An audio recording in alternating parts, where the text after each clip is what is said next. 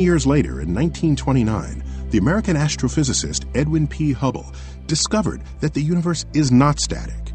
He had found and assembled convincing evidence that the more distant a galaxy, the faster the galaxy recedes from the Milky Way. In other words, the universe is expanding.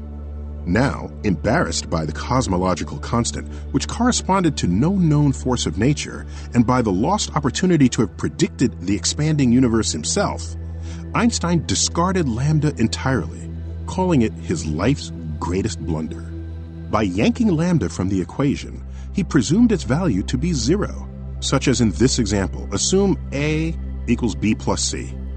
If you learn later that A equals 10 and B equals 10, then A still equals B plus C, except in that case C equals 0, and it's rendered unnecessary in the equation.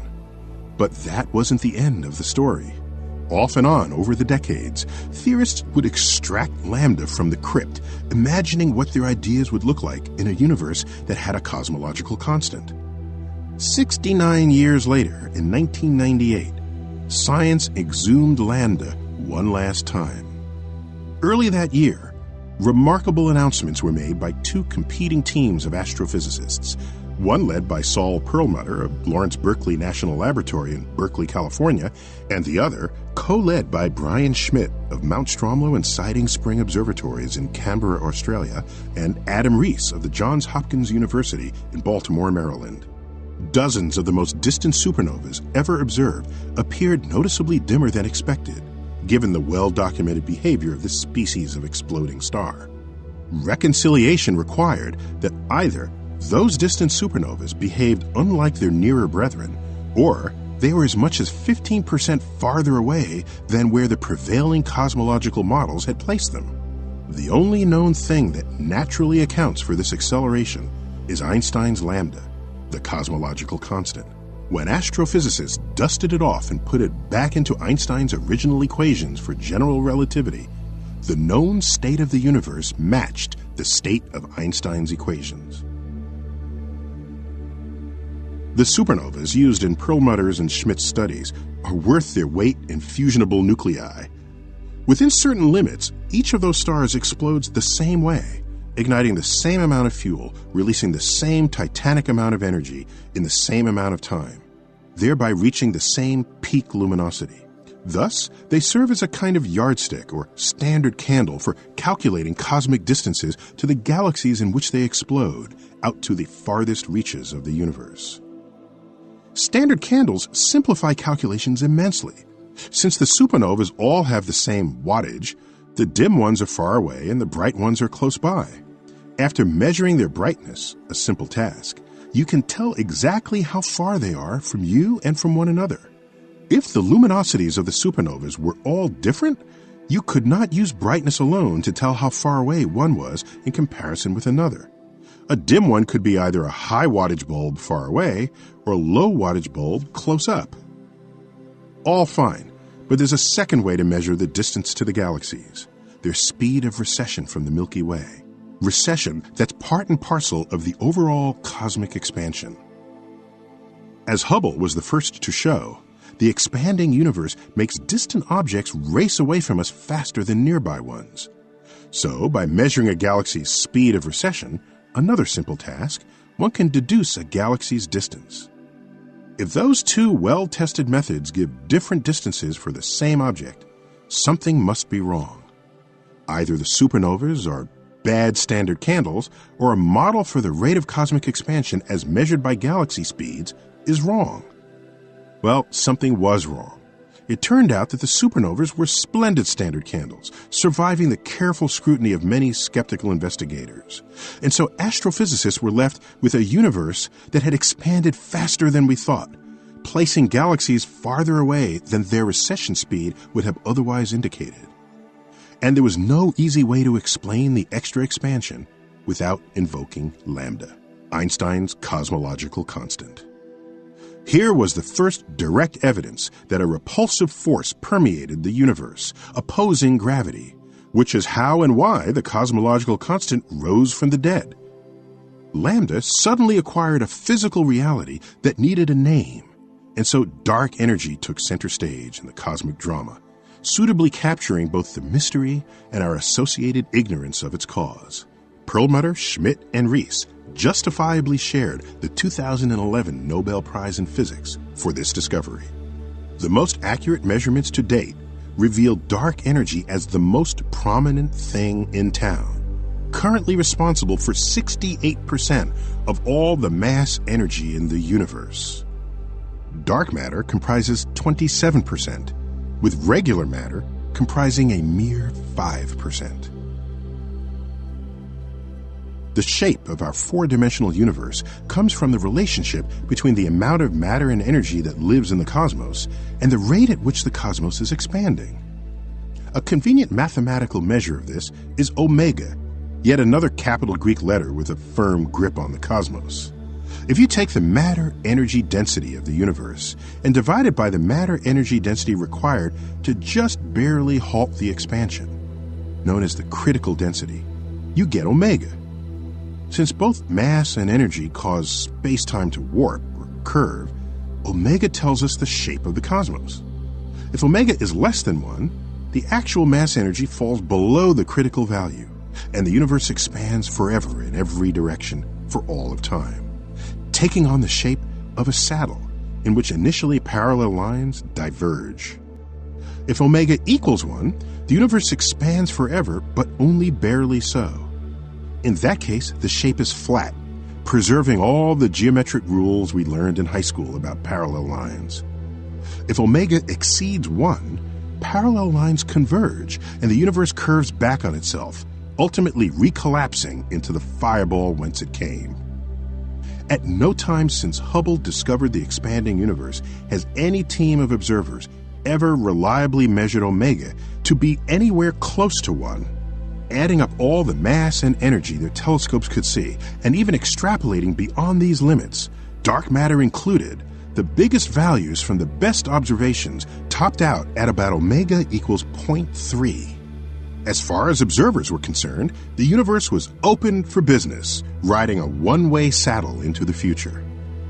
Meanwhile, beginning in 1979, the American physicist Alan H. Guth of the Massachusetts Institute of Technology and others advanced an adjustment to the Big Bang theory that cleared up some nagging problems with getting a universe to be as smoothly filled with matter and energy as ours is known to be.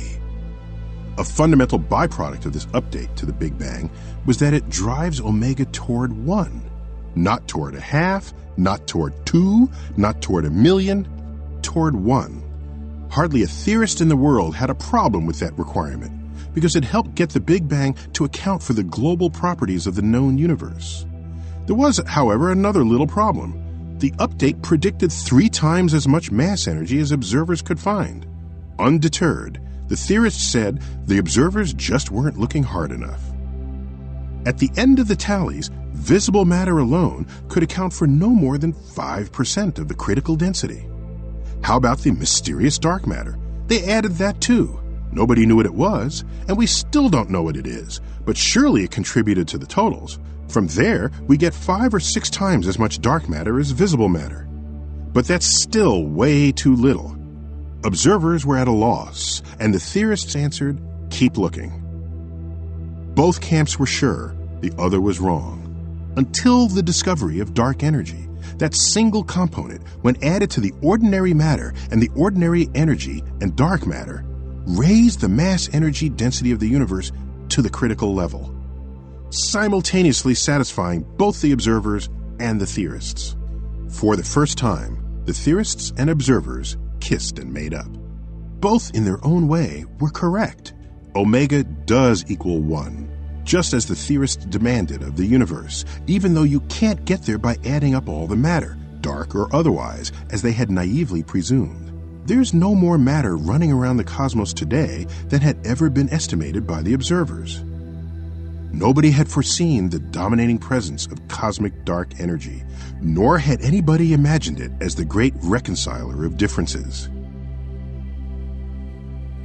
So what is the stuff? Nobody knows. The closest anybody has come is to presume dark energy is a quantum effect, where the vacuum of space, instead of being empty, actually seethes with particles and their antimatter counterparts. They pop in and out of existence in pairs and don't last long enough to be measured. Their transient existence is captured in their moniker, virtual particles. The remarkable legacy of quantum physics, the science of the small, demands that we give this idea serious attention. Each pair of virtual particles exerts a little bit of outward pressure as it ever so briefly elbows its way into space. Unfortunately, when you estimate the amount of repulsive vacuum pressure that arises from the abbreviated lives of virtual particles, the result is more than 10 to the power 120 times larger than the experimentally determined value of the cosmological constant. This is a stupidly large factor, leading to the biggest mismatch between theory and observation in the history of science. Yes, we're clueless, but it's not abject cluelessness. Dark energy is not adrift with nary a theory to anchor it. Dark energy inhabits one of the safest harbors we can imagine, Einstein's equations of general relativity. It's the cosmological constant. It's lambda. Whatever dark energy turns out to be, we already know how to measure it and how to calculate its effects on the past, present, and future of the cosmos. Without a doubt, Einstein's greatest blunder was having declared that lambda was his greatest blunder.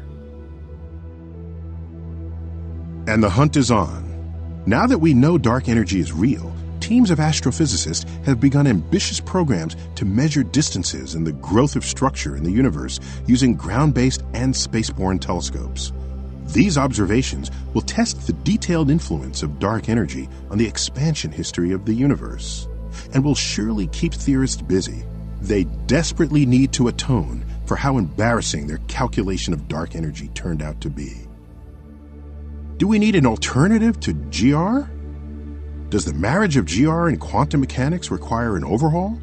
Or is there some theory of dark energy that awaits discovery by a clever person yet to be born?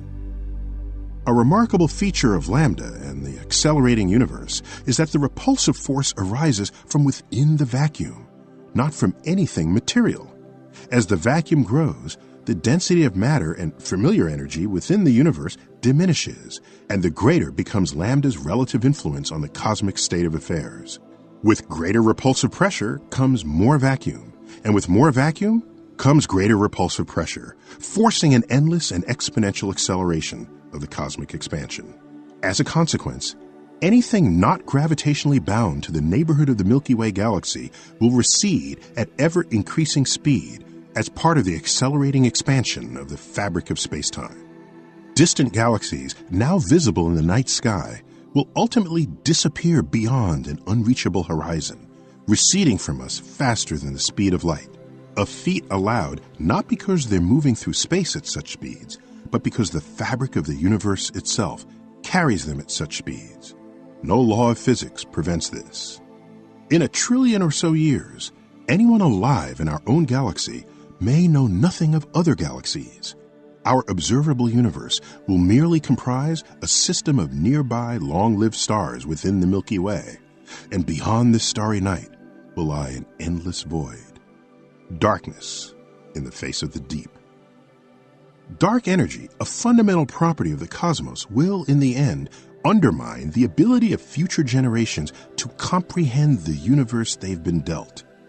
Unless contemporary astrophysicists across the galaxy keep remarkable records and bury an awesome trillion-year time capsule, post-apocalyptic scientists will know nothing of galaxies, the principal form of organization for matter in our cosmos, and will thus be denied access to key pages from the cosmic drama that is our universe. Behold my recurring nightmare. Are we, too, missing some basic pieces of the universe that once were? What part of the cosmic history book has been marked access denied? What remains absent from our theories and equations that ought to be there, leaving us groping for answers we may never find? Chapter 7. The Cosmos on the Table. Trivial questions sometimes require deep and expansive knowledge of the cosmos just to answer them. In middle school chemistry class, I asked my teacher where the elements on the periodic table came from. He replied, Earth's crust. I'll grant him that. It's surely where the supply lab gets them, but how did Earth's crust acquire them? The answer must be astronomical. But in this case, do you actually need to know the origin and evolution of the universe to answer the question? Yes, you do. Only 3 of the naturally occurring elements were manufactured in the Big Bang. The rest were forged in the high-temperature hearts and explosive remains of dying stars, enabling subsequent generations of star systems to incorporate this enrichment, forming planets, and in our case, people. For many, the periodic table of chemical elements is a forgotten oddity, a chart of boxes filled with mysterious cryptic letters last encountered on the wall of high school chemistry class. As the organizing principle for the chemical behavior of all known and yet to be discovered elements in the universe, the table instead ought to be a cultural icon, a testimony to the enterprise of science as an international human adventure conducted in laboratories, particle accelerators, and on the frontier of the cosmos itself. Yet, every now and then, even a scientist can't help thinking of the periodic table as a zoo of one-of-a-kind animals conceived by Dr. Seuss. How else could we believe that sodium is a poisonous reactive metal that you can cut with a butter knife, while pure chlorine is a smelly, deadly gas, yet when added together, they make sodium chloride, a harmless, biologically essential compound better known as table salt?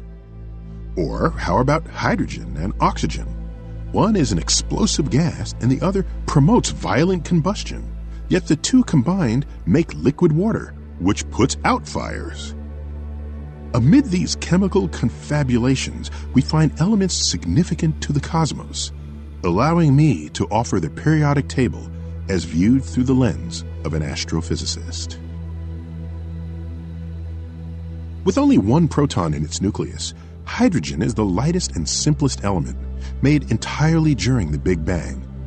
Out of the 94 naturally occurring elements, hydrogen lays claim to more than 2/3 of all the atoms in the human body, and more than 90% of all atoms in the cosmos, on all scales, right on down to the solar system. Hydrogen in the core of the massive planet Jupiter is under so much pressure that it behaves more like a conductive metal than a gas, creating the strongest magnetic field among the planets. The English chemist Henry Cavendish discovered hydrogen in 1766 during his experiments with H2O. Hydrogenous is Greek for water forming, but he's best known among astrophysicists as the first to calculate Earth's mass after having measured an accurate value for big G, the gravitational constant in Newton's famous equation. Every second of every day, 4.5 billion tons of fast-moving hydrogen nuclei are turned into energy as they slam together to make helium within the 15 million degree core of the Sun. Helium is widely recognized as an over-the-counter low-density gas that, when inhaled, temporarily increases the vibrational frequency of your windpipe and larynx, making you sound like Mickey Mouse. Helium is the second simplest and second most abundant element in the universe. Although a distant second to hydrogen in abundance, there's 4 times more of it than all other elements in the universe combined. One of the pillars of Big Bang cosmology is the prediction that in every region of the cosmos, no less than about 10% of all atoms are helium, manufactured in that percentage across the well-mixed primeval fireball that was the birth of our universe. Since the thermonuclear fusion of hydrogen within stars gives you helium, some regions of the cosmos could easily accumulate more than their 10% share of the stuff, but as predicted, no one has ever found a region of the galaxy with less. Some 30 years before it was discovered and isolated on Earth, astronomers detected helium in the spectrum of the Sun's corona during the total eclipse of 1868. As noted earlier, the name helium was duly derived from Helios, the Greek sun god, and with 92% of hydrogen's buoyancy in air, but without its explosive characteristics, helium is the gas of choice for the outsized balloon characters of the Macy's Thanksgiving Day Parade. making the department store second only to the U.S. military as the nation's top user of the element. Lithium is the third simplest element in the universe, with 3 protons in its nucleus. Like hydrogen and helium, lithium was made in the Big Bang. But unlike helium, which can be manufactured in stellar cores, lithium is destroyed by every known nuclear reaction. Another prediction of Big Bang cosmology is that we can expect no more than 1% of the atoms in any region of the universe to be lithium. No one has yet found a galaxy with more lithium than this upper limit supplied by the Big Bang. The combination of helium's upper limit and lithium's lower limit gives us a potent dual constraint on tests for Big Bang cosmology. The element carbon can be found in more kinds of molecules than the sum of all other kinds of molecules combined. Given the abundance of carbon in the cosmos, forged in the cores of stars, churned up to their surfaces, and released copiously into the galaxy, a better element does not exist on which to base the chemistry and diversity of life. Just edging out carbon in abundance rank, oxygen is common too, forged and released in the remains of exploded stars. Both oxygen and carbon are major ingredients of life as we know it. But what about life as we don't know it? How about life based on the element silicon? Silicon sits directly below carbon on the periodic table, which means, in principle, it can create the same portfolio of molecules that carbon does. In the end, we expect carbon to win because it's 10 times more abundant than silicon in the cosmos, but that doesn't stop science fiction writers who keep exobiologists on their toes, wondering what the first truly alien silicon-based life forms would be like. In addition to being an active ingredient in table salt, sodium is the most common glowing gas in municipal street lamps across the nation. They burn brighter and longer than incandescent bulbs, although they may all soon be replaced by LEDs, which are even brighter at a given wattage and cheaper. 2 varieties of sodium lamps are common: high-pressure lamps, which look yellow-white, and the rarer low-pressure lamps, which look orange. Turns out, while all light pollution is bad for astrophysics, the low-pressure sodium lamps are least bad because their contamination can be easily subtracted from telescope data.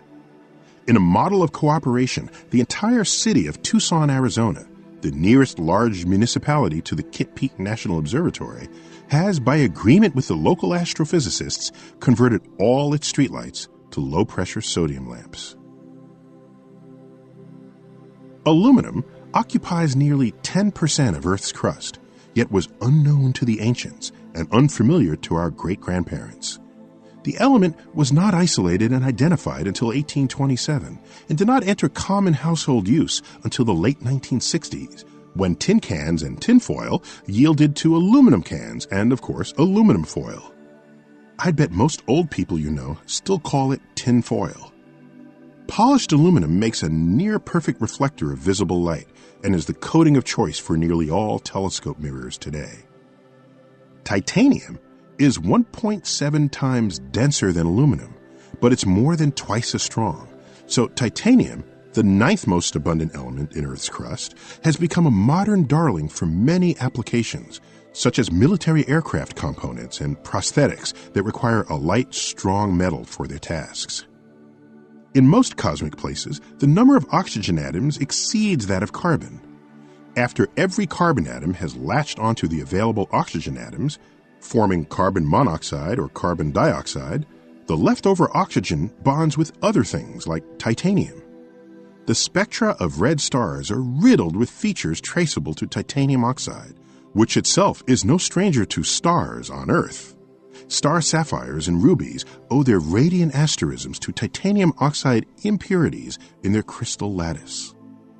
Furthermore, the white paint used for telescope domes features titanium oxide, which happens to be highly reflective in the infrared part of the spectrum, greatly reducing the heat accumulated from sunlight in the air surrounding the telescope.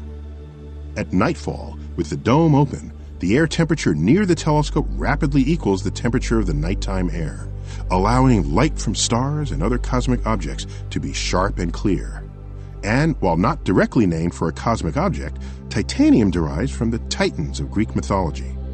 Titan is Saturn's largest moon. By many measures, iron ranks as the most important element in the universe. Massive stars manufacture elements in their core, in sequence from helium to carbon to oxygen to nitrogen and so forth, all the way up the periodic table to iron. With 26 protons and at least as many neutrons in its nucleus, iron's odd distinction comes from having the least total energy per nuclear particle of any element. This means something quite simple. If you split iron atoms via fission, they will absorb energy. And if you combine iron atoms via fusion, they will also absorb energy. Stars, however, are in the business of making energy. As high-mass stars manufacture and accumulate iron in their cores, they are nearing death. Without a fertile source of energy, the star collapses under its own weight and instantly rebounds in a stupendous supernova explosion, outshining 1 billion suns for more than a week. The soft metal gallium has such a low melting point that, like cocoa butter, it will liquefy on contact with your hand. Apart from this parlor demo, gallium is not interesting to astrophysicists except as one of the ingredients in the gallium chloride experiments used to detect elusive neutrinos from the sun. A huge 100-ton underground vat of liquid gallium chloride is monitored for any collisions between neutrinos and gallium nuclei, turning it into germanium. The encounter emits a spark of X-ray light that is measured every time a nucleus gets slammed. The long-standing solar neutrino problem, where fewer neutrinos were detected than predicted by solar theory, was solved using telescopes such as this. Every form of the element technetium is radioactive. Not surprisingly, it's found nowhere on Earth except in particle accelerators, where we make it on demand. Technetium carries this distinction in its name, which derives from the Greek technetos, meaning artificial. For reasons not fully understood, technetium lives in the atmospheres of a select subset of red stars. This alone would not be cause for alarm, except that technetium has a half-life of a mere 2 million years, which is much, much shorter than the age and life expectancy of the stars in which it's found. In other words, the star cannot have been born with this stuff, for if it were, there would be none left by now. There is also no known mechanism to create technetium in a star's core and have it dredge itself up to the surface where it is observed, which has led to exotic theories that have yet to achieve consensus in the astrophysics community.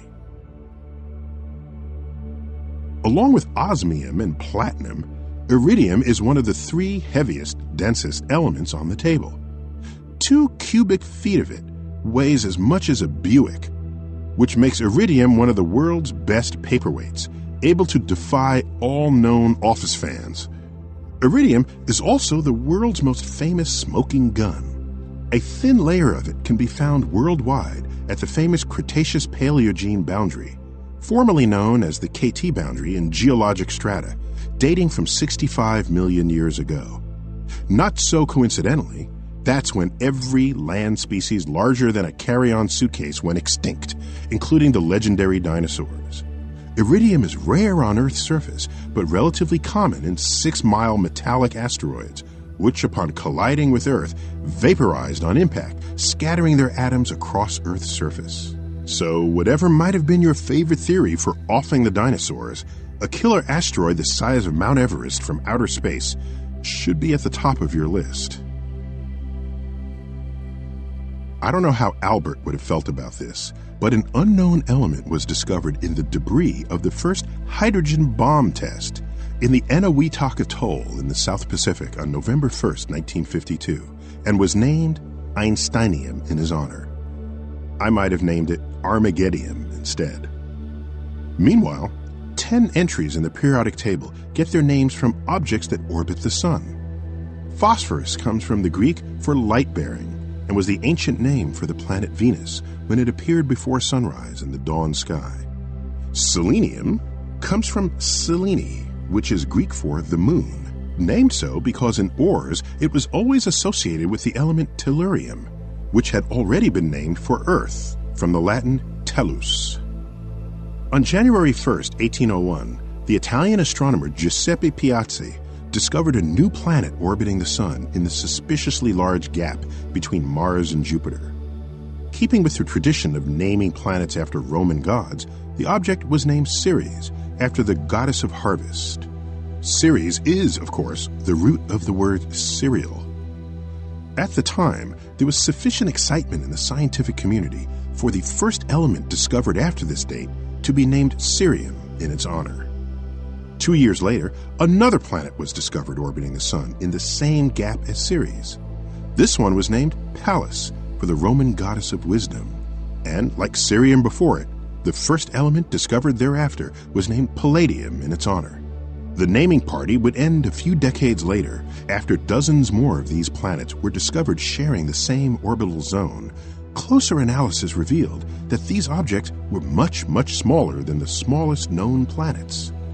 A new swath of real estate had been discovered in the solar system, populated by small, craggy chunks of rock and metal. Ceres and Pallas were not planets. They are asteroids, and they live in the asteroid belt, now known to contain hundreds of thousands of objects, somewhat more than the number of elements in the periodic table. The metal Mercury, liquid and runny at room temperature, and the planet Mercury, the fastest of all planets in the solar system, are both named for the speedy Roman messenger god of the same name. Thorium is named for Thor, the hunky lightning bolt-wielding Scandinavian god who corresponds with lightning bolt-wielding Jupiter in Roman mythology. And, by Jove, Hubble Space Telescope images of Jupiter's polar regions reveal extensive electrical discharges deep within its turbulent cloud layers. Alas, Saturn, my favorite planet, has no element named for it, but Uranus, Neptune, and Pluto are famously represented. The element uranium was discovered in 1789 and named in honor of the planet discovered by William Herschel just 8 years earlier. All isotopes of uranium are unstable, spontaneously decaying to lighter elements, a process accompanied by the release of energy. The first atomic bomb ever used in warfare had uranium as its active ingredient and was dropped by the United States, incinerating the Japanese city of Hiroshima on August 6, 1945. With 92 protons packed in its nucleus, uranium is widely described as the largest naturally occurring element, although trace amounts of larger elements can be found naturally where uranium ore is mined. If Uranus deserved an element named in its honor, then so did Neptune.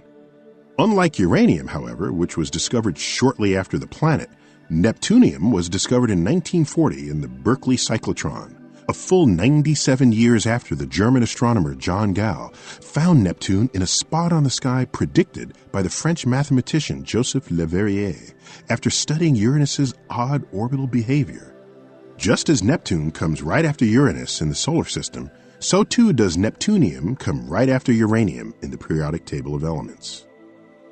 The Berkeley cyclotron discovered or manufactured many elements not found in nature, including plutonium, which directly follows Neptunium in the table and was named for Pluto, which Clyde Tombaugh discovered at Arizona's Lowell Observatory in 1930. Just as with the discovery of Ceres 129 years earlier, excitement prevailed. Pluto was the first planet discovered by an American and, in the absence of better data, was widely regarded as an object of commensurate size and mass to Earth, if not Uranus or Neptune. As our attempts to measure Pluto's size became more and more refined, Pluto kept getting smaller and smaller. Our knowledge of Pluto's dimensions did not stabilize until the late 1980s. We now know that cold, icy Pluto is by far the smallest of the 9, with the diminutive distinction of being littler than the solar system's 6 largest moons. And like the asteroids, hundreds more objects were later discovered in the outer solar system, with orbits similar to that of Pluto, signaling the end of Pluto's tenure as a planet and the revelation of a heretofore undocumented reservoir of small icy bodies called the Kuiper Belt of comets, to which Pluto belongs. In this regard, one could argue that Ceres, Pallas, and Pluto slipped into the periodic table under false pretenses. Unstable, weapons-grade plutonium was the active ingredient in the atomic bomb that the United States exploded over the Japanese city of Nagasaki just 3 days after Hiroshima, bringing a swift end to World War II. Small quantities of non-weapons-grade radioactive plutonium can be used to power radioisotope thermoelectric generators, sensibly abbreviated as RTGs, for spacecraft that travel to the outer solar system, where the intensity of sunlight has diminished below the level usable by solar panels. 1 pound of plutonium will generate 10 million kilowatt-hours of heat energy, which is enough to power an incandescent light bulb for 11,000 years, or a human being for just as long if we ran on nuclear fuel instead of grocery store food. So ends our cosmic journey through the periodic table of elements, right to the edge of the solar system and beyond.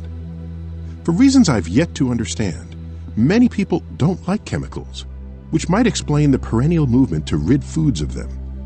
Perhaps sesquipedalian chemical names just sound dangerous. But in that case, we should blame the chemists and not the chemicals themselves. Personally, I'm quite comfortable with chemicals anywhere in the universe. My favorite stars, as well as my best friends, are all made of them. Chapter 8. On Being Round. Apart from crystals and broken rocks, not much else in the cosmos naturally comes with sharp angles. While many objects have peculiar shapes, the list of round things is practically endless and ranges from simple soap bubbles to the entire observable universe. Of all shapes, spheres are favored by the action of simple physical laws. So prevalent is this tendency that often we assume something is spherical in a mental experiment just to glean basic insight, even when we know that the object is decidedly non-spherical. In short, if you do not understand the spherical case, then you cannot claim to understand the basic physics of the object. Spheres in nature are made by forces such as surface tension that want to make objects smaller in all directions. The surface tension of the liquid that makes a soap bubble squeezes air in all directions. It will, within moments of being formed, enclose the volume of air using the least possible surface area. This makes the strongest possible bubble, because the soapy film will not have to be spread any thinner than is absolutely necessary. Using freshman-level calculus, you can show that the one and only shape that has the smallest surface area for an enclosed volume is a perfect sphere. In fact, billions of dollars could be saved annually on packaging materials if all shipping boxes and all packages of food in the supermarket were spheres. For example, the contents of a super jumbo box of Cheerios would fit easily into a spherical carton with a 4.5-inch radius. But practical matters prevail.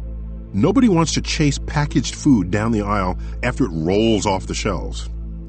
On Earth, one way to make ball bearings is to machine them, or drop molten metal in pre-measured amounts into the top of a long shaft. The blob will typically undulate until it settles into the shape of a sphere, but it needs sufficient time to harden before hitting the bottom. On orbiting space stations where everything is weightless, you gently squirt out precise quantities of molten metal and you have all the time you need. The beads just float there while they cool until they harden as perfect spheres, with surface tension doing all the work for you. For large cosmic objects, energy and gravity conspire to turn objects into spheres. Gravity is the force that serves to collapse matter in all directions, but gravity does not always win. Chemical bonds of solid objects are strong. The Himalayas grew against the force of Earth's gravity because of the resilience of crustal rock. But before you get excited about Earth's mighty mountains, you should know that the spread in height from the deepest undersea trenches to the tallest mountains is about 12 miles, yet Earth's diameter is nearly 8,000 miles. So, contrary to what it looks like to teeny humans crawling on its surface, Earth as a cosmic object is remarkably smooth. If you had a super duper jumbo gigantic finger and you dragged it across Earth's surface, oceans and all, Earth would feel as smooth as a cue ball. Expensive globes that portray raised portions of Earth's land masses to indicate mountain ranges are gross exaggerations of reality. This is why, in spite of Earth's mountains and valleys, as well as being slightly flattened from pole to pole, when viewed from space, Earth is indistinguishable from a perfect sphere. Earth's mountains are also puny when compared with some other mountains in the solar system. The largest on Mars, Olympus Mons, is 65,000 feet tall and nearly 300 miles wide at its base. It makes Alaska's Mount McKinley look like a molehill. The cosmic mountain building recipe is simple. The weaker the gravity on the surface of an object, the higher its mountains can reach. Mount Everest is about as tall as a mountain on Earth can grow before the lower rock layers succumb to their own plasticity under the mountain's weight. If a solid object has low enough surface gravity, chemical bonds in its rocks will resist the force of their own weight. When this happens, almost any shape is possible. Two famous celestial non-spheres are Phobos and Deimos, the Idaho potato-shaped moons of Mars. On 13-mile-long Phobos, the bigger of the two moons, a 150-pound person would weigh a mere 4 ounces. In space, surface tension always forces a small blob of liquid to form a sphere. Whenever you see a small, solid object that is suspiciously spherical, you can assume it formed in a molten state.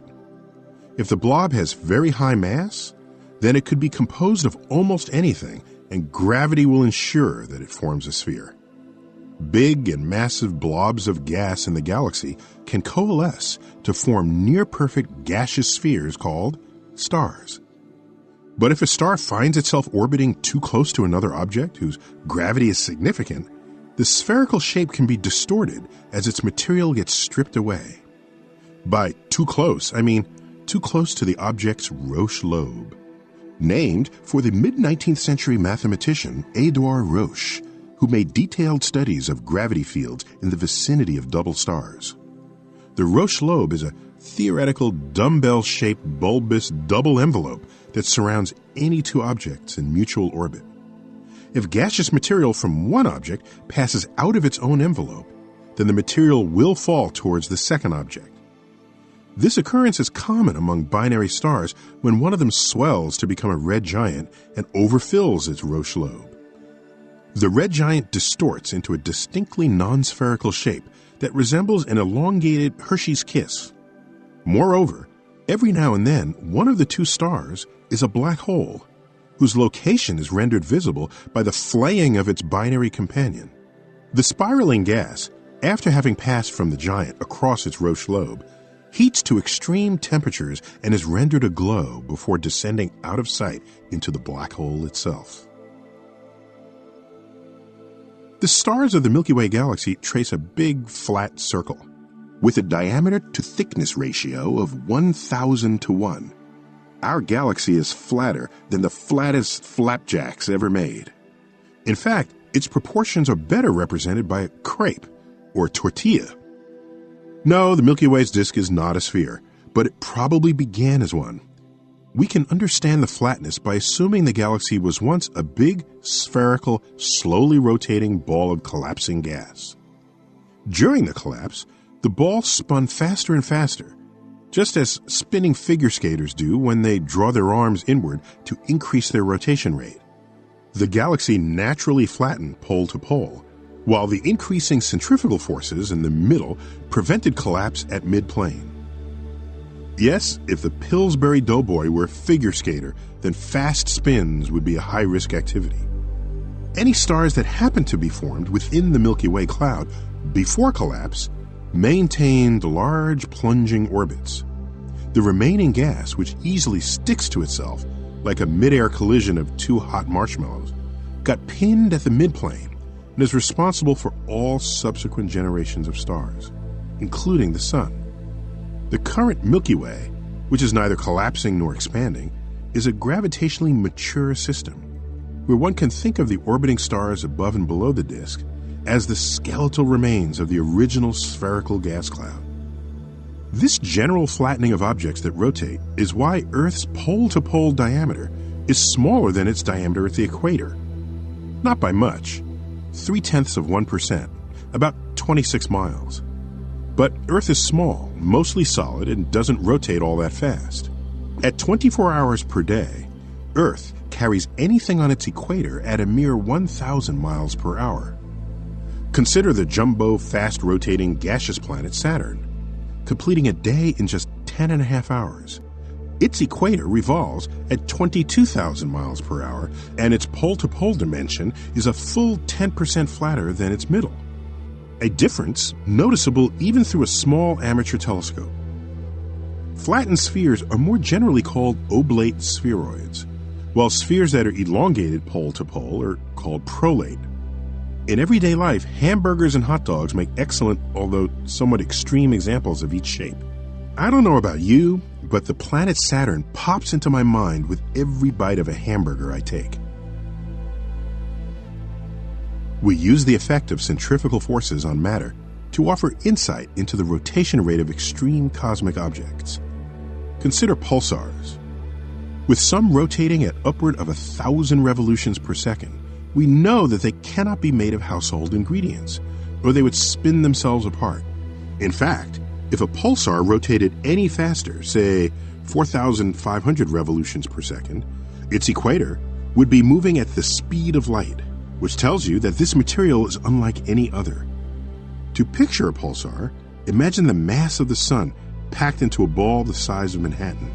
If that's hard to do, then maybe it's easier for you to imagine stuffing about 100 million elephants into a chapstick casing. To reach this density, you must compress all the empty space that atoms enjoy around their nucleus and among their orbiting electrons. Doing so will crush nearly all negatively charged electrons into positively charged protons, creating a ball of neutrally charged neutrons with a crazy high surface gravity. Under such conditions, a neutron star's mountain range needn't be any taller than the thickness of a sheet of paper for you to exert more energy climbing it than a rock climber on Earth would exert ascending a 3,000-mile-high cliff. In short, where gravity is high, the high places tend to fall, filling in the low places, a phenomenon that sounds almost biblical in preparing the way for the Lord. Every valley shall be raised up, every mountain and hill made low. The rough ground shall be made level, the rugged places a plain. Isaiah chapter 40, verse 4.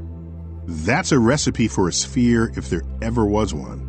For all these reasons, we expect pulsars to be the most perfectly shaped spheres in the universe. For rich clusters of galaxies, the overall shape can offer deep astrophysical insight. Some are raggedy, others are stretched thin in filaments, yet others form vast sheets. None of these have settled into a stable, spherical gravitational shape. Some are so extended that the 14 billion-year age of the universe is insufficient time for their constituent galaxies to make one crossing of the cluster. We conclude that the cluster was born that way, because the mutual gravitational encounters between and among galaxies have had insufficient time to influence the cluster's shape. But other systems, such as the beautiful Coma cluster of galaxies, which we met in our chapter on dark matter, tells us immediately that gravity has shaped the cluster into a sphere. As a consequence, you are as likely to find a galaxy moving in one direction as in any other. Whenever this is true, the cluster cannot be rotating all that fast. Otherwise, we would see some flattening as we do in our own Milky Way. The Coma cluster, once again like the Milky Way, is also gravitationally mature. In astrophysical vernacular, such systems are said to be relaxed, which means many things, including the fortuitous fact that the average velocity of galaxies in the cluster serves as an excellent indicator of the total mass. Whether or not the total mass of the system is supplied by the objects used to get the average velocity. It's for these reasons that gravitationally relaxed systems make excellent probes of non-luminous dark matter. Allow me to make an even stronger statement. Were it not for relaxed systems, the ubiquity of dark matter may have remained undiscovered to this day. The sphere to end all spheres, the largest and most perfect of them all, is the entire observable universe. In every direction we look, galaxies recede from us at speeds proportional to their distance. As we saw in the first few chapters, this is the famous signature of an expanding universe, discovered by Edwin Hubble in 1929.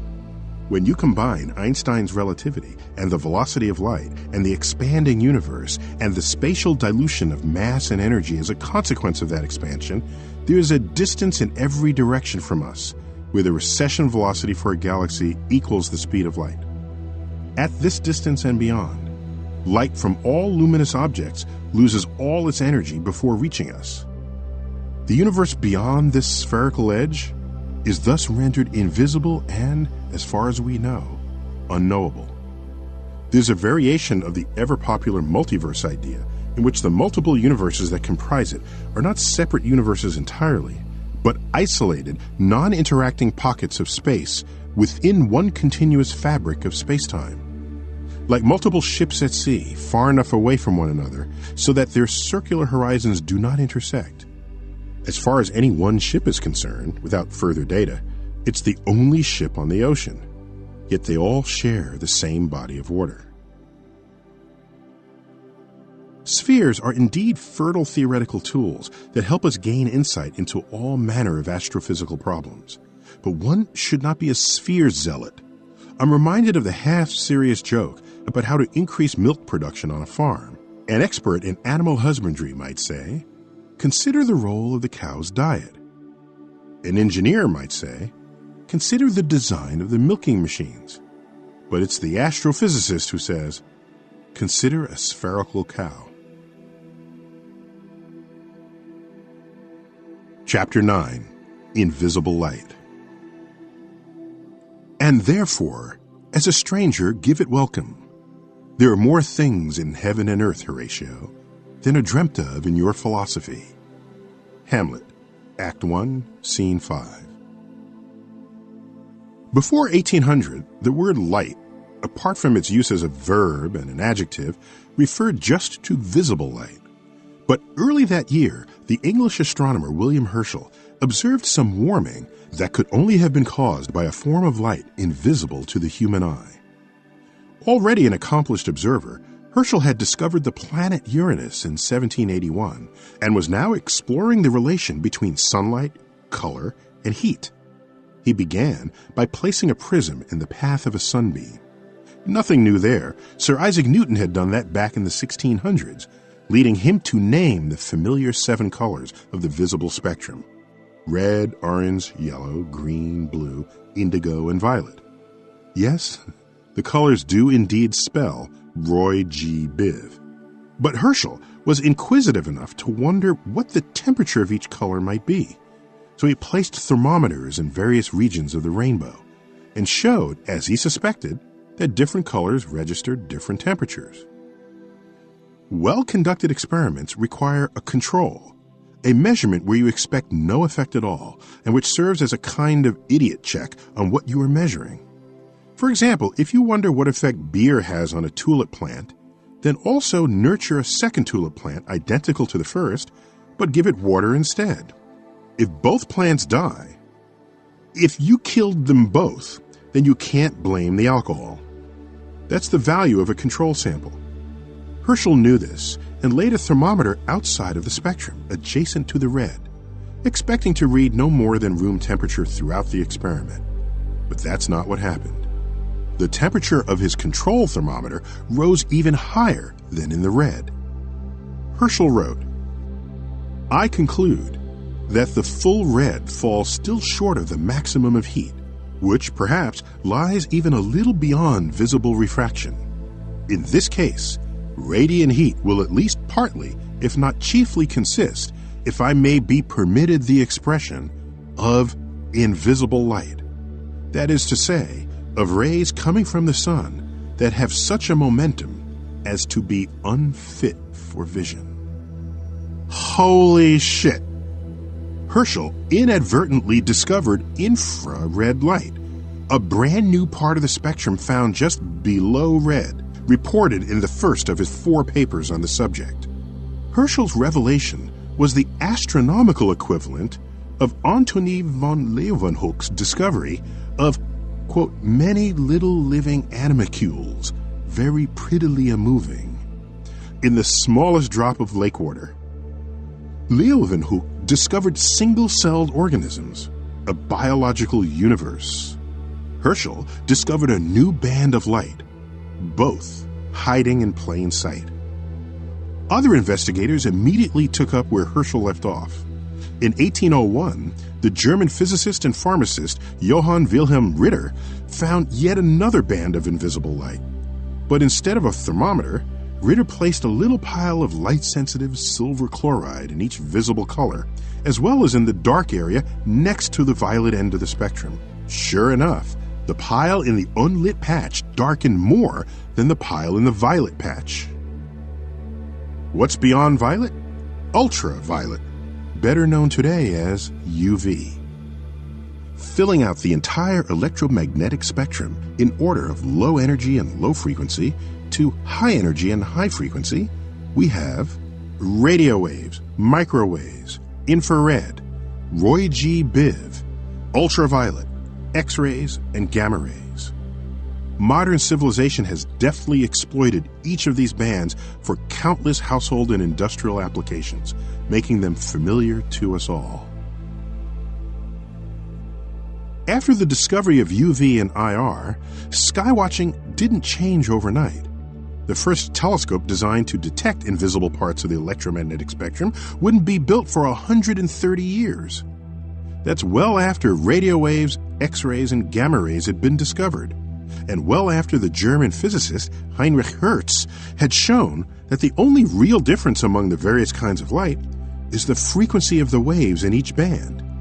In fact, credit Hertz for recognizing that there is such a thing as an electromagnetic spectrum. In his honor, the unit of frequency in waves per second for anything that vibrates, including sound, has duly been named the Hertz. Mysteriously, astrophysicists were a bit slow to make the connection between the newfound invisible bands of light and the idea of building a telescope that might see those bands from cosmic sources. Delays in detector technology surely mattered here, but hubris must take some of the blame. How could the universe possibly send us light that our marvelous eyes cannot see?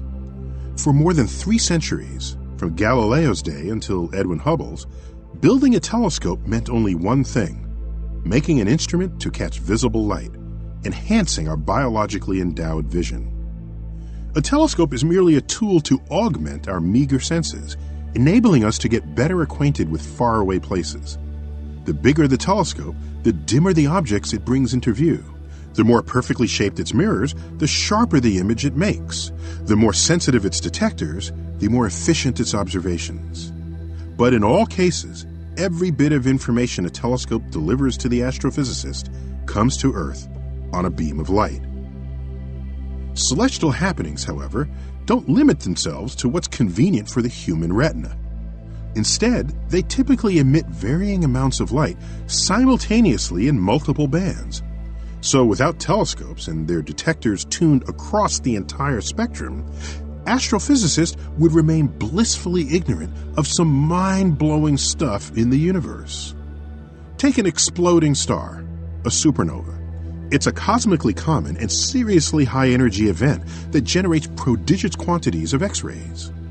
Sometimes, bursts of gamma rays and flashes of ultraviolet accompany the explosions, and there's never a shortage of visible light. Long after the explosive gases cool, the shock waves dissipate, and the visible light fades, the supernova remnant keeps on shining in the infrared while pulsing in radio waves. That's where pulsars come from, the most reliable timekeepers in the universe. Most stellar explosions take place in distant galaxies, but if a star were to blow up within the Milky Way, its death throes would be bright enough for everyone to see, even without a telescope. But nobody on Earth saw the invisible X-rays or gamma rays from the last 2 supernova spectaculars hosted by our galaxy. One in 1572 and another in 1604. Yet their wondrous visible light was widely reported. The range of wavelengths, or frequencies, that comprise each band of light strongly influences the design of the hardware used to detect it.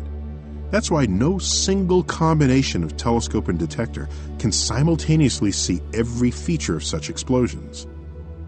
But the way around that problem is simple. Gather all observations of your object, perhaps obtained by colleagues in multiple bands of light. Then assign visible colors to invisible bands of interest, creating one meta multi-band image. That's precisely what Geordi from the television series Star Trek The Next Generation sees. With that power of vision, you miss nothing. Only after you identify the band of your astrophysical affections can you begin to think about the size of your mirror, the materials you'll need to make it, the shape and surface it must have, and the kind of detector you'll need. X-ray wavelengths, for example, are extremely short, so if you're accumulating them, your mirror had better be super smooth, lest imperfections in the surface distort them. But if you're gathering long radio waves, your mirror could be made of chicken wire that you've bent with your hands, because the irregularities in the wire would be much smaller than the wavelengths you're after. Of course, you also want plenty of detail, high resolution, so your mirror should be as big as you can afford to make it. In the end, your telescope must be much, much wider than the wavelength of light you aim to detect. And nowhere is this need more evident than in the construction of a radio telescope. Radio telescopes, the earliest non-visible light telescopes ever built, are an amazing subspecies of observatory. The American engineer Carl G. Jansky built the first successful one between 1929 and 1930. It looked a bit like the moving sprinkler system on a farmerless farm. Made from a series of tall rectangular metal frames secured with wooden cross supports and flooring. It turned in place like a merry-go-round, but on wheels built with spare parts from a Model T Ford. Jansky had tuned the 100-foot-long contraption to a wavelength of about 15 meters, corresponding to a frequency of 20.5 megahertz. Jansky's agenda, on behalf of his employer, Bell Telephone Laboratories, was to study any hisses from Earth-based radio sources that might contaminate terrestrial radio communications. This greatly resembles the task that Bell Labs gave Penzias and Wilson 35 years later, to find microwave noise in their receiver, as we heard in Chapter 3, which led to the discovery of the cosmic microwave background. By spending a couple of years painstakingly tracking and timing the static hiss that registered in his jury-rigged antenna, Jansky had discovered that radio waves emanate not just from local thunderstorms and other known terrestrial sources, but also from the center of the Milky Way galaxy. That region of the sky swung by the telescope's field of view every 23 hours and 56 minutes, exactly the period of Earth's rotation in space, and thus exactly the time needed to return the galactic center to the same angle and elevation on the sky. Carl Jansky published his results under the title Electrical Disturbances, apparently of extraterrestrial origin. With that observation, radio astronomy was born. But minus Jansky himself, Bell Labs retasked him, preventing him from pursuing the fruits of his own seminal discovery. A few years later, though, a self-starting American named Grote Reber from Wheaton, Illinois, built a 30-foot-wide metal dish radio telescope in his own backyard. In 1938, under nobody's employ, Reber confirmed Jansky's discovery and spent the next 5 years making low-resolution maps of the radio sky. Reber's telescope was small and crude by today's standards. Modern radio telescopes are quite another matter. Unbound by backyards, they're sometimes downright humongous. MK1, which began its working life in 1957, is the planet's first genuinely gigantic radio telescope.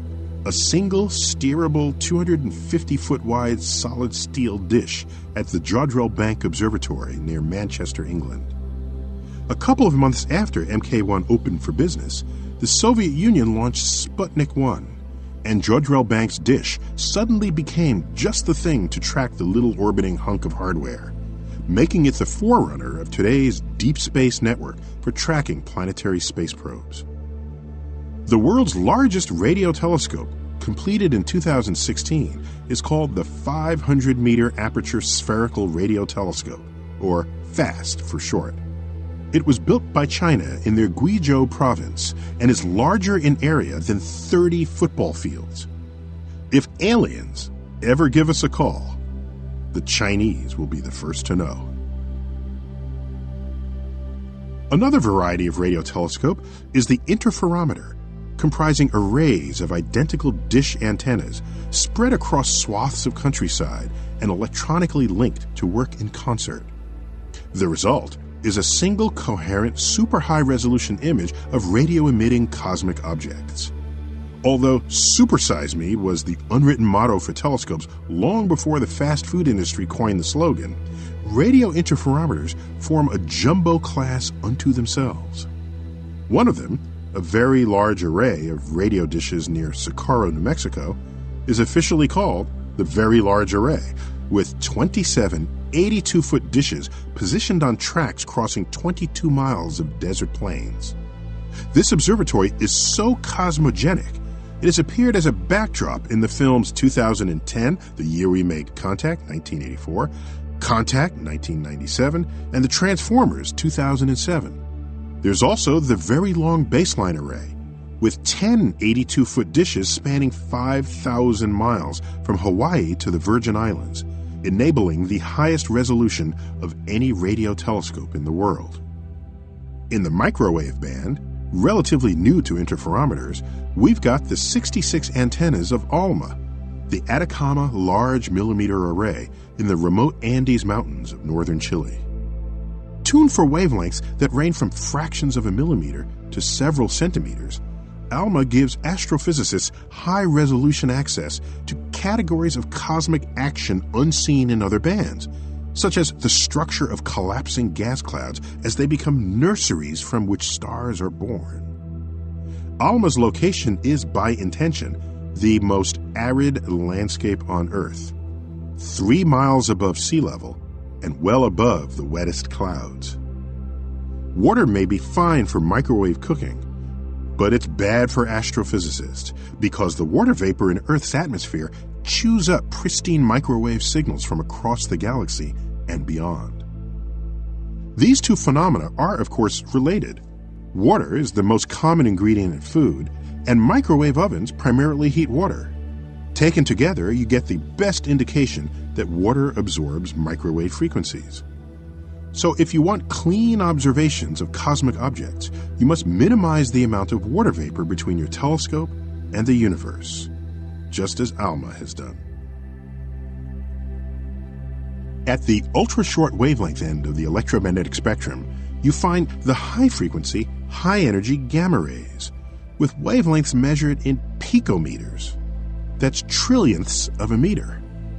Discovered in 1900, they were not detected from space until a new kind of telescope was placed aboard NASA's Explorer 11 satellite in 1961. Anybody who watches too many sci-fi movies knows that gamma rays are bad for you.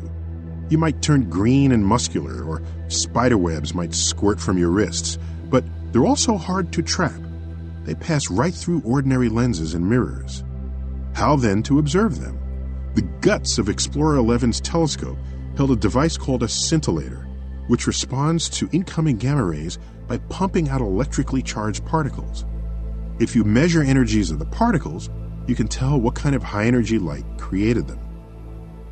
2 years later, the Soviet Union, the United Kingdom, and the United States signed the Limited Test Ban Treaty, which prohibited nuclear testing underwater, in the atmosphere, and in space, where nuclear fallout could spread and contaminate places outside your own country's perimeter. But this was the Cold War, a time when nobody believed anybody about anything. Invoking the military edict, Trust But Verify, the U.S. deployed a new series of satellites, the Velas, to scan for gamma ray bursts that would result from Soviet nuclear tests. The satellites indeed found bursts of gamma rays almost daily, but Russia wasn't to blame. These came from deep space and were later shown to be the calling card of intermittent, distant, titanic stellar explosions across the universe, signaling the birth of gamma ray astrophysics, a new branch of study in my field. In 1994, NASA's Compton Gamma Ray Observatory detected something as unexpected as the Velas discoveries: frequent flashes of gamma rays right near Earth's surface. They were sensibly dubbed terrestrial gamma ray flashes. Nuclear holocaust? No, as is evident from the fact that you're reading the sentence. Not all bursts of gamma rays are equally lethal, nor are they all of cosmic origin. In this case, at least 50 flashes emanate daily near the tops of thunderclouds, a split second before ordinary lightning bolts strike. Their origin remains a bit of a mystery, but the best explanation holds that in the electrical storm, free electrons accelerate to near the speed of light and then slam into the nuclei of atmospheric atoms, generating gamma rays. Today, telescopes operate in every invisible part of the spectrum, some from the ground, but most from space, where a telescope's view is unimpeded by Earth's absorptive atmosphere. We can now observe phenomena ranging from low-frequency radio waves a dozen meters across crest to crest to high-frequency gamma rays no longer than a quadrillionth of a meter. That rich palette of light supplies no end of astrophysical discoveries.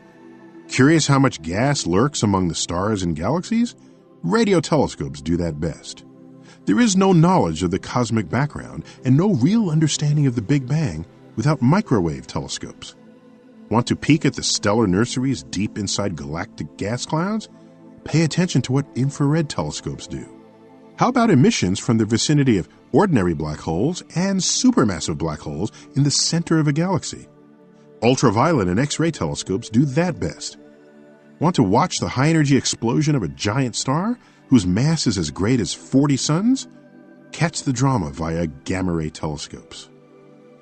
We've come a long way since Herschel's experiments with rays that were unfit for vision, empowering us to explore the universe for what it is, rather than for what it seems to be. Herschel would be proud. We achieved true cosmic vision only after seeing the unseeable, a dazzlingly rich collection of objects and phenomena across space and across time that we may now dream of in our philosophy. Chapter 10. Between the Planets. From a distance, our solar system looks empty. If you enclosed it within a sphere, one large enough to contain the orbit of Neptune, the outermost planet, then the volume occupied by the Sun, all the planets, and their moons would take up a little more than 1/trillionth the enclosed space. But it's not empty.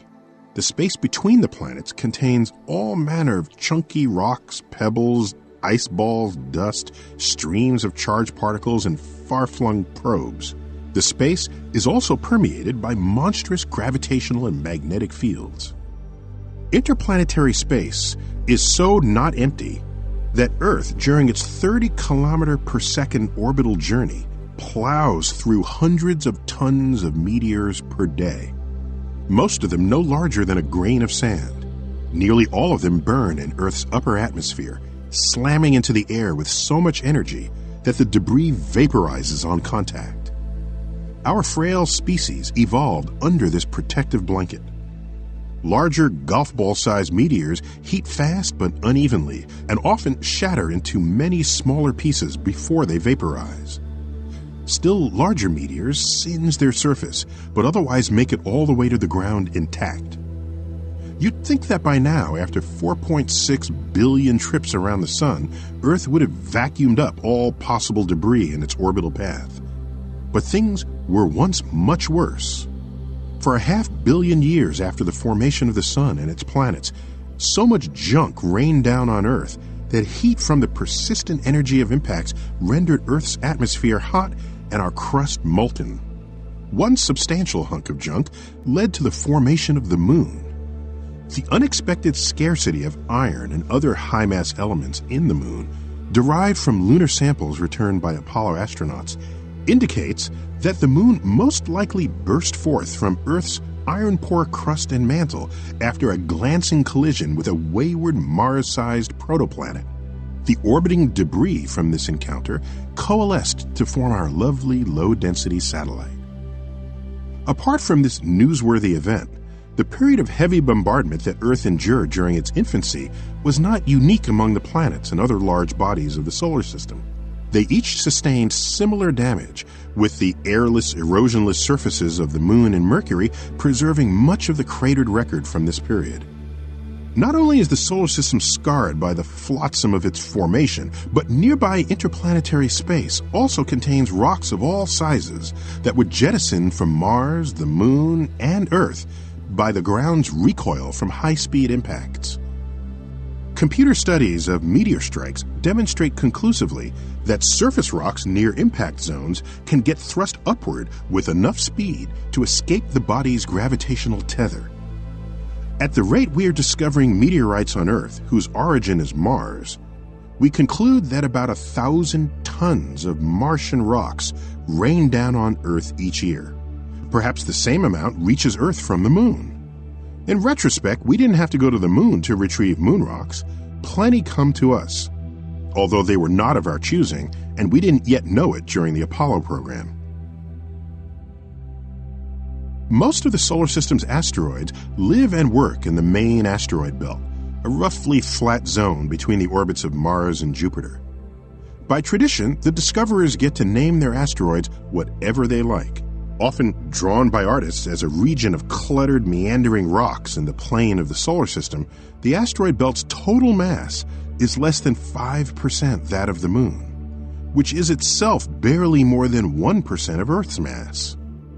Sounds insignificant, but accumulated perturbations of their orbits continually create a deadly subset, perhaps a few thousand, whose eccentric paths intersect Earth's orbit. A simple calculation reveals that most of them will hit Earth within 100 million years.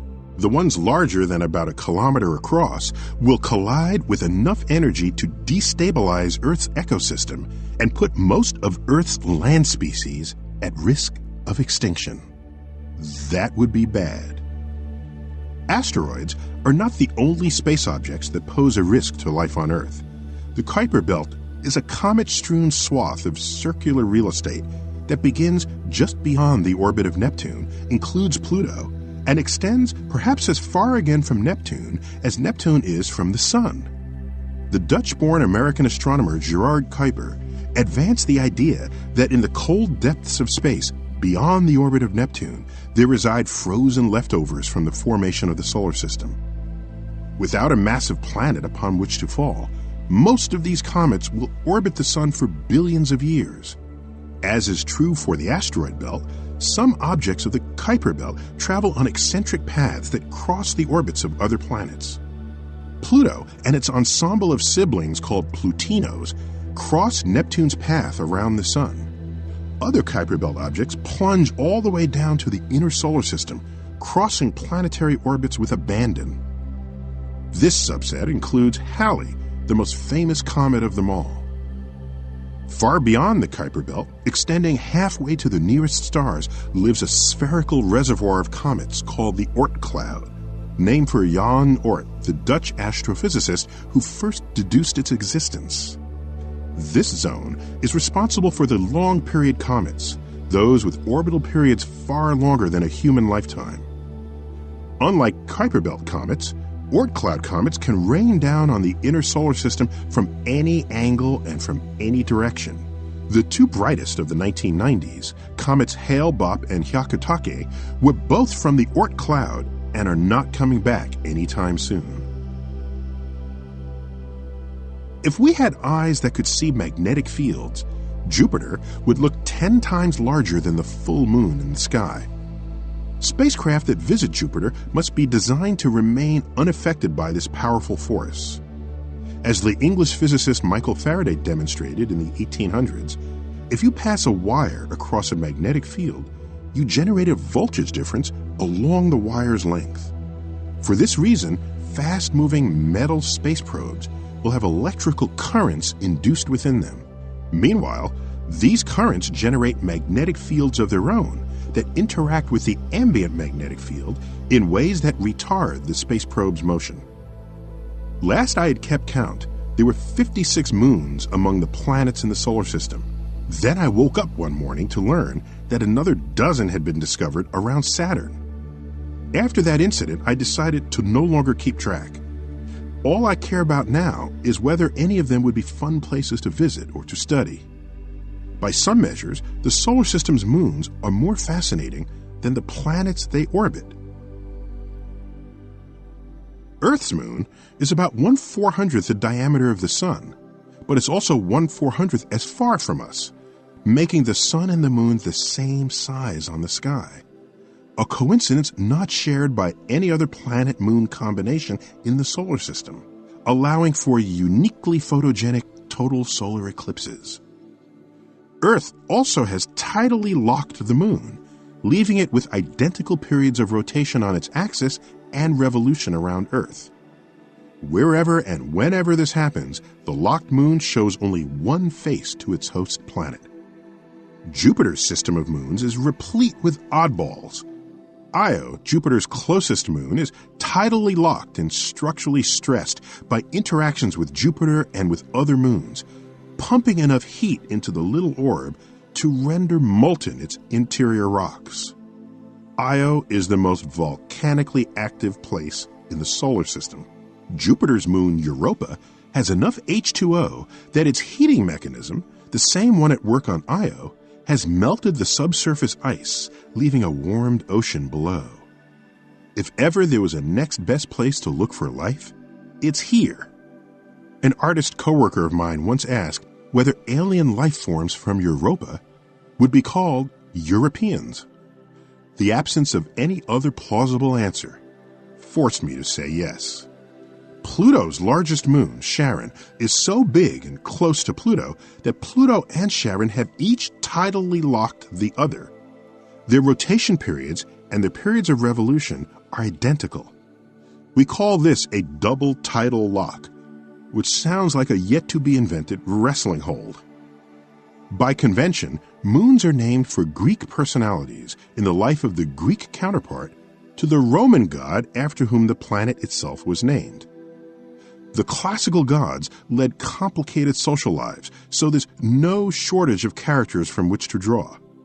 The lone exception to this rule applies to the moons of Uranus, which are named for assorted protagonists in British lit. William Herschel was the first person to discover a planet beyond those easily visible to the naked eye, and he was ready to name it after the king, under whom he faithfully served. Had Herschel succeeded, the planet list would read Mercury, Venus, Earth, Mars, Jupiter, Saturn, and George. Fortunately, clearer heads prevailed and the classical name Uranus was adopted some years later. But his original suggestion to name the moons after characters in William Shakespeare's plays and Alexander Pope's poems remains the tradition to this day. Among its 27 moons, we find Ariel, Cordelia, Desdemona, Juliet, Ophelia, Portia, Puck, Umbriel, and Miranda. The Sun loses material from its surface at a rate of more than 1 million tons per second. We call this the solar wind, which takes the form of high-energy charged particles. Traveling up to 1,000 miles per second, these particles stream through space and are deflected by planetary magnetic fields. The particles spiral down toward the north and south magnetic poles, forcing collisions with gas molecules and leaving the atmosphere aglow with colorful aurora. The Hubble Space Telescope has spotted aurora near the poles of both Saturn and Jupiter. And on Earth, the aurora borealis and australis, the northern and southern lights, serve as intermittent reminders of how nice it is to have a protective atmosphere. Earth's atmosphere is commonly described as extending dozens of miles above Earth's surface. Satellites in low Earth orbit typically travel between 100 and 400 miles up, completing an orbit in about 90 minutes. While you can't breathe at those altitudes, some atmospheric molecules remain, enough to slowly drain orbital energy from unsuspecting satellites. To combat this drag, satellites in low orbit require intermittent boosts, lest they fall back to Earth and burn up in the atmosphere. An alternative way to define the edge of our atmosphere is to ask where its density of gas molecules equals the density of gas molecules in interplanetary space. Under that definition, Earth's atmosphere extends thousands of miles. Orbiting high above this level, 23,000 miles up, 1/10 of the distance to the Moon, are the communication satellites. At this special altitude, Earth's atmosphere is not only irrelevant, but the speed of the satellite is low enough for it to require a full day to complete one revolution around Earth. With an orbit precisely matching the rotation rate of Earth, these satellites appear to hover, which make them ideal for relaying signals from one part of Earth's surface to another. Newton's laws specifically state that while the gravity of a planet gets weaker and weaker the farther from it you travel, there is no distance where the force of gravity reaches zero. The planet Jupiter, with its mighty gravitational field, bats out of harm's way many comets that would otherwise wreak havoc on the inner solar system. Jupiter acts as a gravitational shield for Earth, a burly big brother, allowing long 100-million-year stretches of relative peace and quiet on Earth. Without Jupiter's protection, complex life would have a hard time becoming interestingly complex, always living at risk of extinction from a devastating impact. We have exploited the gravitational fields of planets for nearly every probe launched into space. The Cassini probe, for example, which visited Saturn, was gravitationally assisted twice by Venus, once by Earth on a return flyby, and once by Jupiter. Like a multi-cushion billiard shot, trajectories from one planet to another are common. Our tiny probes would not otherwise have enough speed and energy from our rockets to reach their destination. I am now accountable for some of the solar system's interplanetary debris. In November 2000, the main belt asteroid 1994 Ka, discovered by David Levy and Carolyn Shoemaker, was named 13123 Tyson in my honor. While I enjoyed the distinction, there's no particular reason to get big-headed about it. Plenty of asteroids have familiar names, such as Jody, Harriet, and Thomas. There are even asteroids out there named Merlin, James Bond, and Santa. Now, in the hundreds of thousands, the asteroid count might soon challenge our capacity to name them. Whether or not that day arrives, I take comfort knowing that my chunk of cosmic debris is not alone as it litters the space between the planets, being joined by a long list of other chunks named for real and fictional people. I'm also glad that, at the moment, my asteroid is not headed towards Earth. Chapter 11. Exoplanet Earth. Whether you prefer to sprint, swim, walk, or crawl from one place to another on Earth, you can enjoy close-up views of our planet's unlimited supply of things to notice. You might see a vein of pink limestone on the wall of a canyon, a ladybug eating an aphid on the stem of a rose, a clamshell poking out from the sand. All you have to do is look. From the window of an ascending jetliner, those surface details rapidly disappear. No aphid appetizers, no curious clams. Reach cruising altitude around 7 miles up, and identifying major roadways becomes a challenge. Detail continues to vanish as you rise into space. From the window of the International Space Station, which orbits about 250 miles up, you might find Paris, London, New York, and Los Angeles in the daytime, but only because you learned where they are in geography class. At night, their sprawling cityscapes present an obvious glow. By day, contrary to common wisdom, you probably won't see the Great Pyramids at Giza, and you certainly won't see the Great Wall of China.